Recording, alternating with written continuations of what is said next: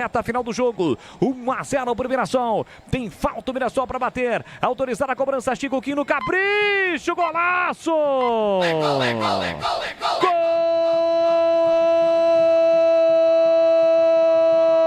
Gol do Mirassol!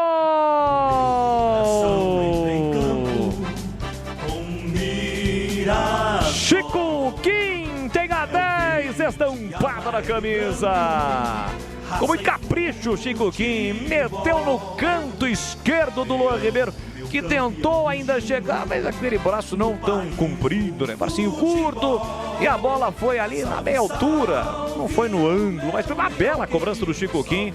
A bola fez uma curva impressionante e o Mirassol mata o jogo, amplia com Chico Kim cobrando falta. 43 segundo tempo está registrado. Mirassol 2-0 para Ponte Preta.